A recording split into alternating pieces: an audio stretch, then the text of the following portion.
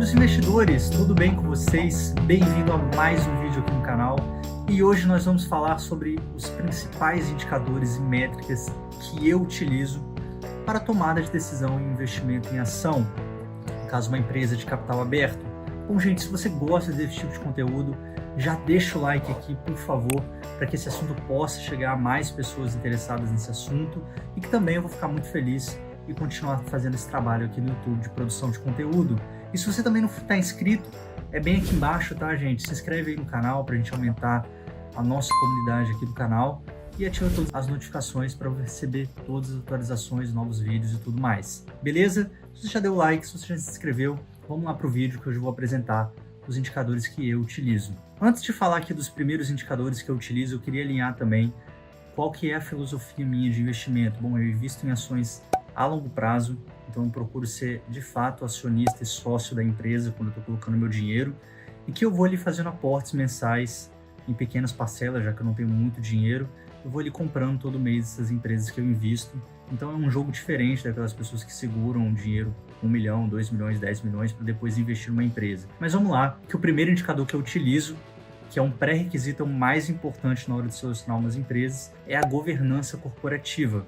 A governança corporativa é basicamente tudo que é relacionado à administração e diretoria da empresa, transparência dos dados que eles fornecem para nós, sócios minoritários, quem são os sócios majoritários que controlam essa empresa. E o primeiro filtro da governança corporativa que eu utilizo é se as ações são ordinárias e preferenciais. Eu sempre invisto em ações ordinárias, que as ações ordinárias são as ações que os sócios majoritários possuem.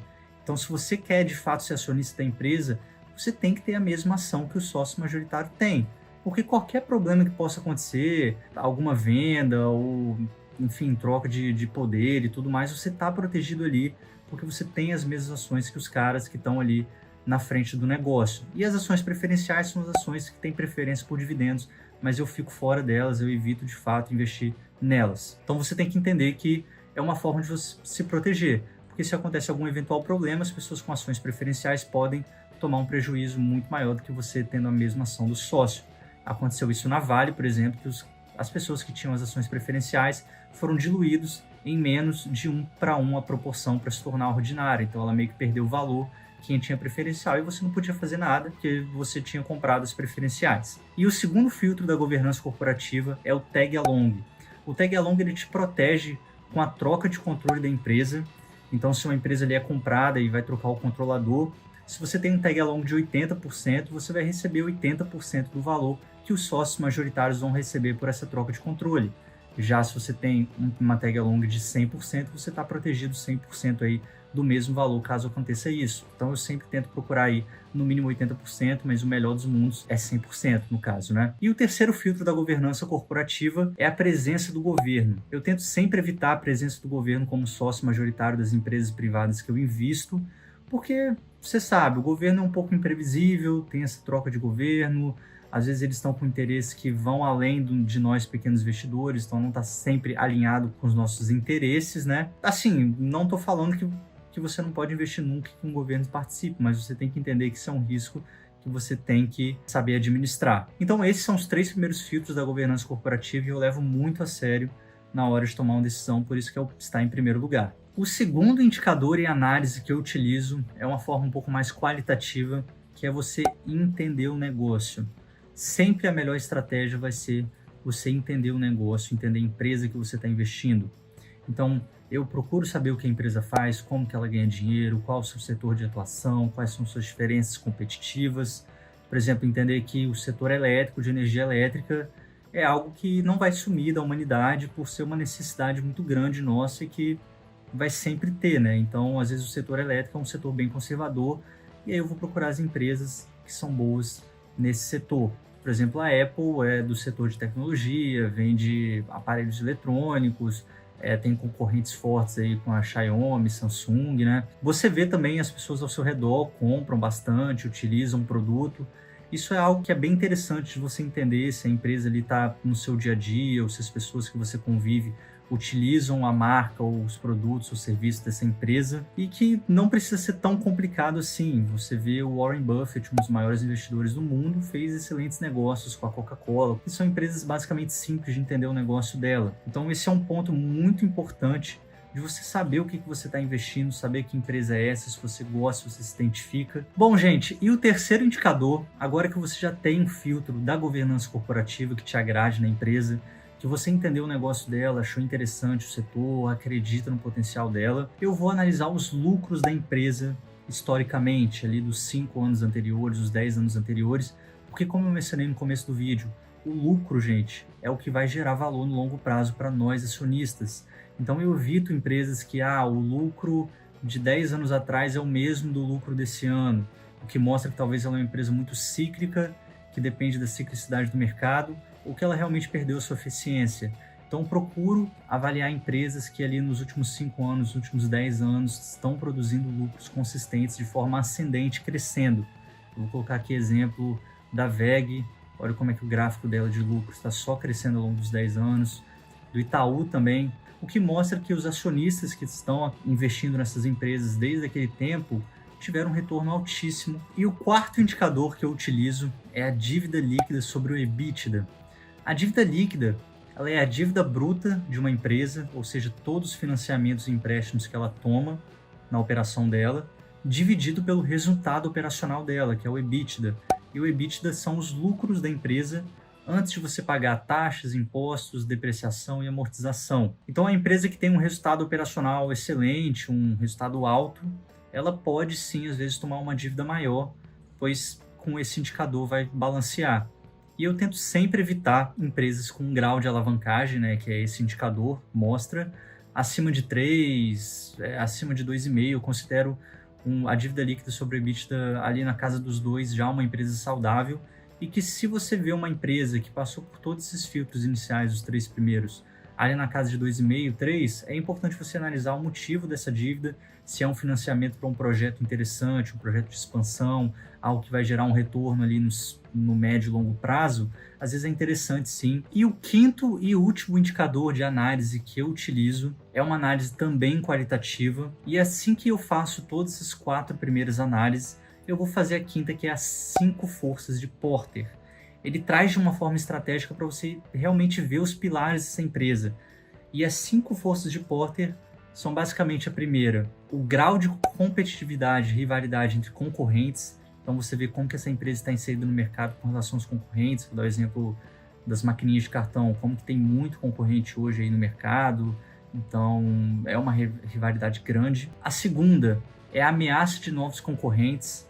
Então, se você tem ali um serviço que é bem fácil uma pessoa entrar, não tem uma barreira de entrada tão grande, só, sei lá, comprar uma máquina e começa a fazer um produto parecido com o seu, isso é um sinal que pode dar problema. A terceira é o poder de barganha, poder de negociação com clientes. Então, se tem diferença ali do seu produto, do seu serviço entre os concorrentes, que os clientes vão trocar só porque o preço mudou, então isso é importante você olhar. E o quarto é o poder de negociação com os fornecedores também. Então, os fornecedores que te dão insumos, você é dependente só de um fornecedor, você consegue negociar com vários. Essa dependência é importante. E o quinto e última força é a ameaça de produtos substitutos. Dá o exemplo aí dos locadores de vídeos, né? A Blockbuster, por exemplo, que teve ameaça e teve um risco que agora a gente só usa Netflix, Amazon Video, YouTube e tudo mais, então foi algo que era um risco muito grande para esse segmento, para esse setor. Então esses 5 eu gosto de analisar bastante, que aí é uma final de uma análise qualitativa além dos indicadores que eu apresentei. Gente, esses foram os 3 indicadores que eu mais utilizo, os principais, somado a essas 2 análises qualitativas.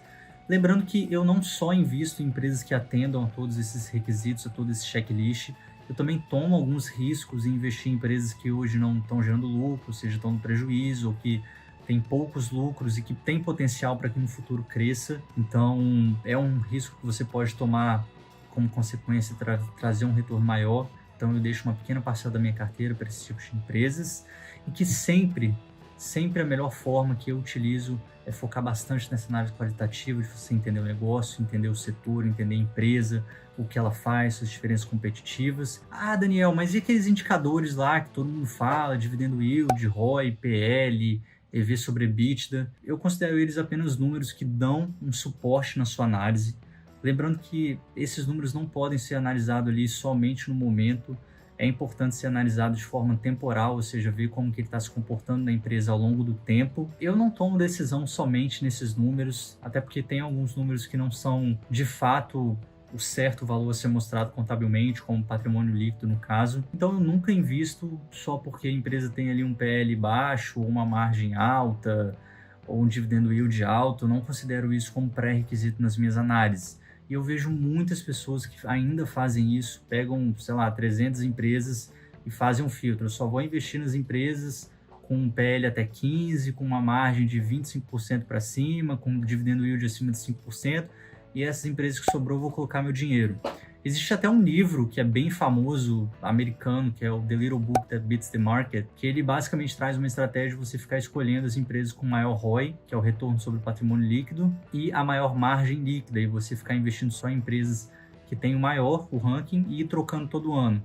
Mas, gente, um dos motivos que eu acredito que isso são só números que não devem se tornar pré-requisitos de avaliação é que você consegue sim muito bem encontrar uma empresa com ROI alto que tem problemas com governança, por exemplo, uma empresa que tem dividendo yield alto, mas só deu um dividendo yield alto nos últimos 12 meses, mas que não vai continuar pagando esse valor, empresa com margem líquida que tem problemas com concorrentes.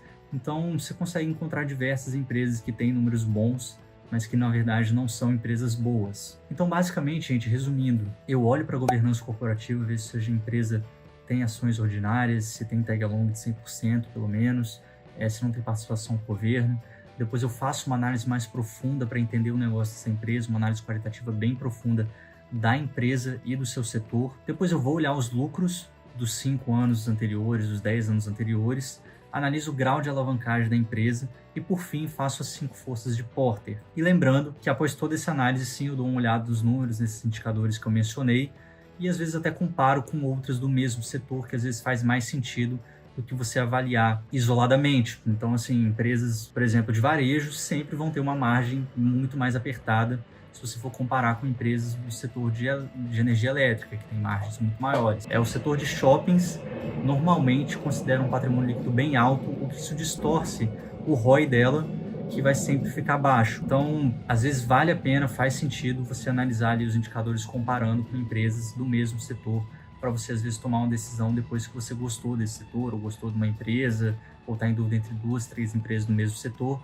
você fazer uma análise desses indicadores para ver qual que mais te satisfaz. Bom, gente, espero que vocês tenham gostado do vídeo. Se você ainda não deixou o like até o final do vídeo, pode deixar aí, por favor. E eu quero que vocês deixem aí nos comentários quais que são os indicadores que vocês utilizam, quais são os que vocês mais gostam, se vocês concordam ou discordam de algum que eu mencionei aí. E nos vemos no próximo vídeo. Muito obrigado por ter ficado aqui até o final.